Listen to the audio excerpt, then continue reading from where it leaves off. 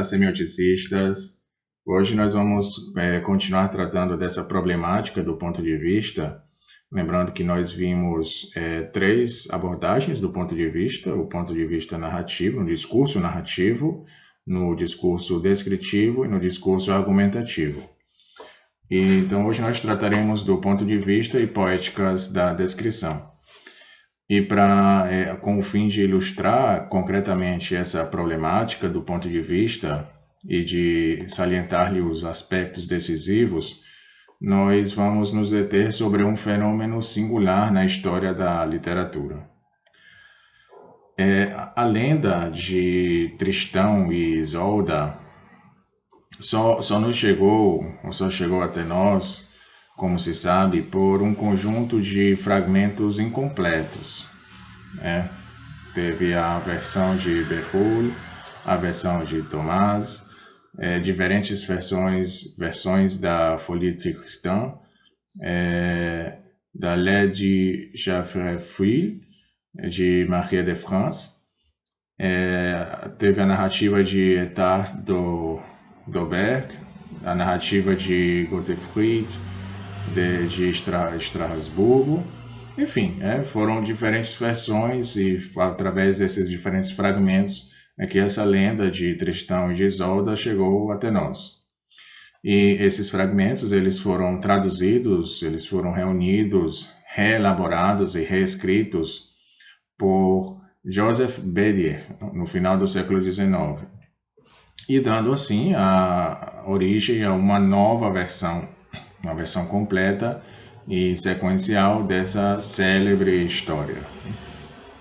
Ora, a reescritura de Bédier, que se insere como uma de suas variantes na longa tradição tristoniana, essa versão é, por sua vez, determinada pelo contexto cultural que, na virada do século XX, define as condições de legibilidade romanesca. Então, para esclarecer esse fenômeno, nós vamos confrontar dois fragmentos decisivos da obra. Um extraído da La Folie Tristan d'Oxford e o outro de O Romance de Tristão e Isolda, do Bédier.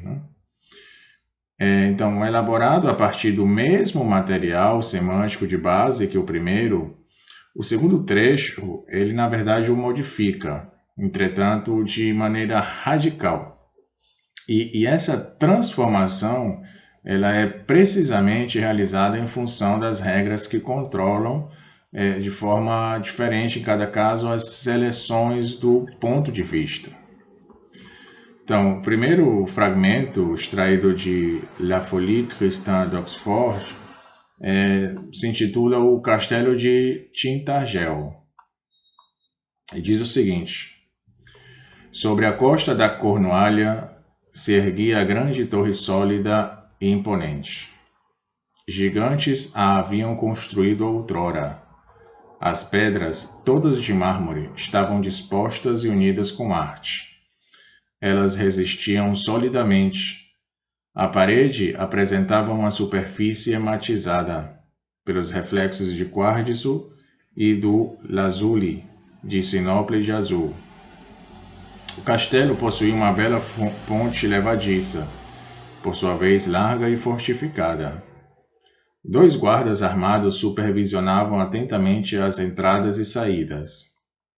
Era lá que o rei Marc habitava em companhia de bretões e de cornualhenses, porque ele amava o castelo.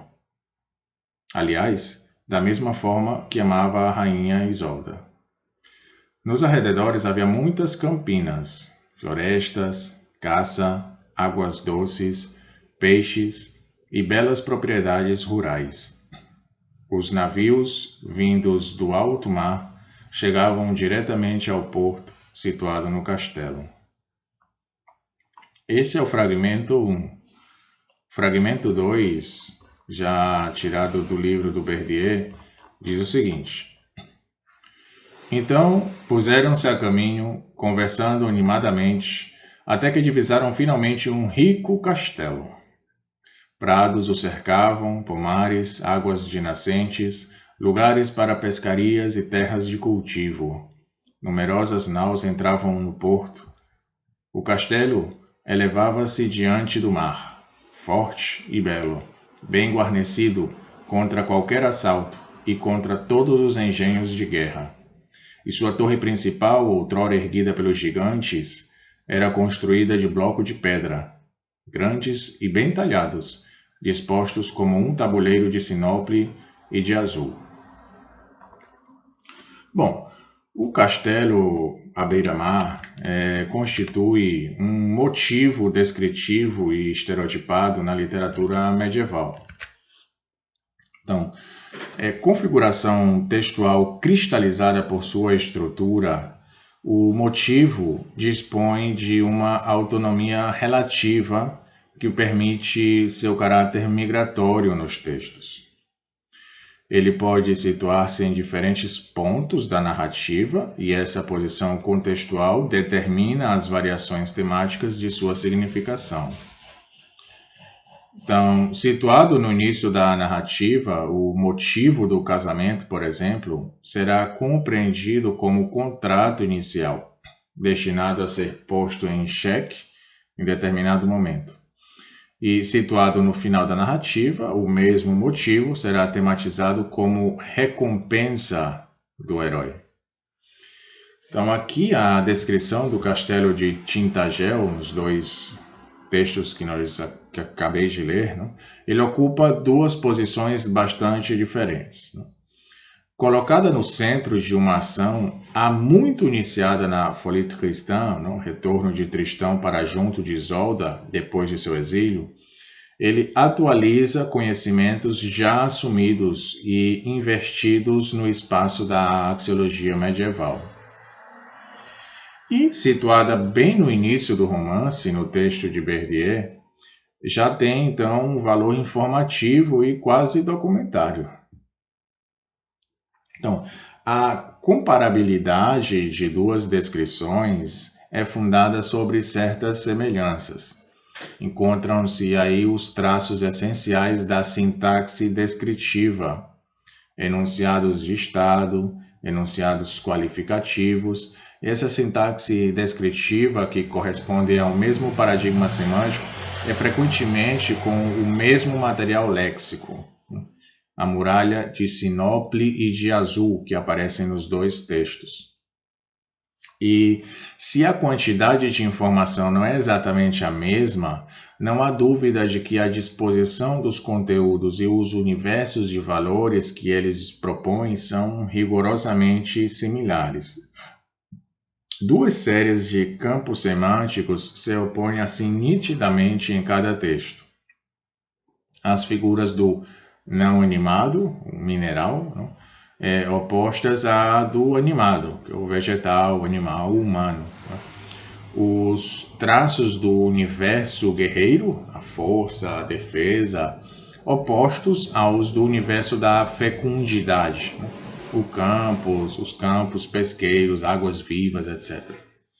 Então, esses conjuntos ilustram duas grandes funções ideológicas do mundo medieval, sugerindo os motivos contrastantes da cavalaria: o castelo, o combate e o território de um lado, o pomar, o amor e a cortesania de outro lado.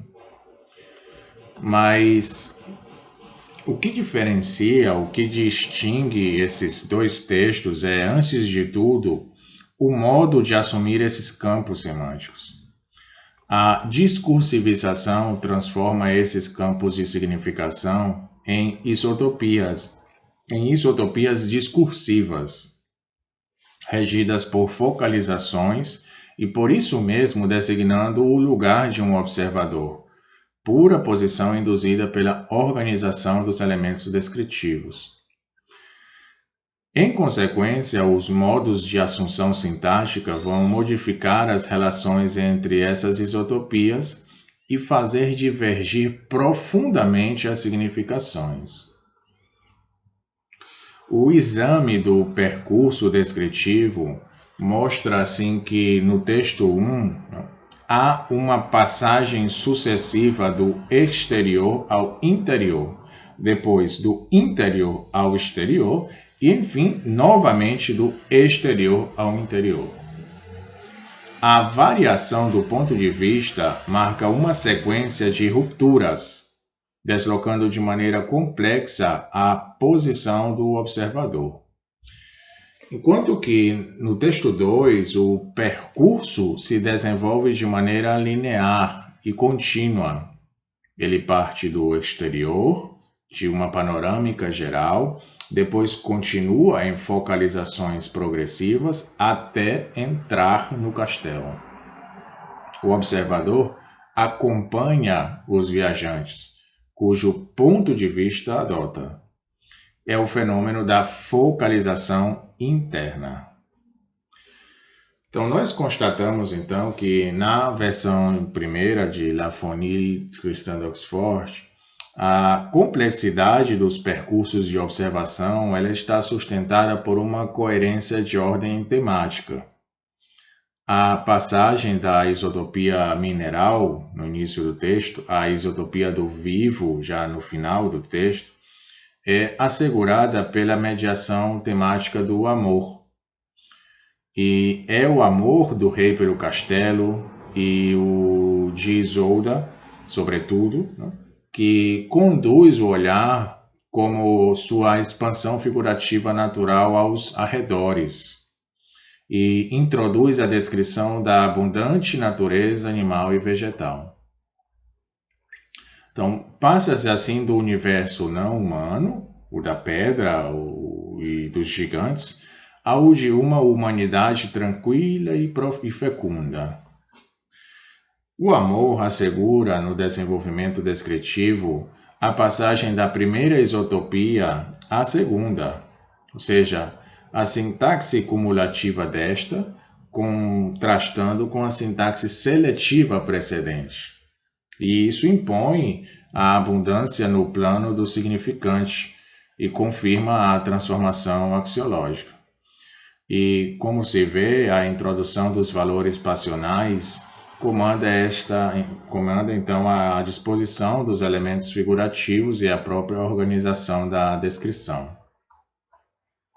Na versão de Bédier, no segundo texto, as coisas elas se passam de um modo muito diverso.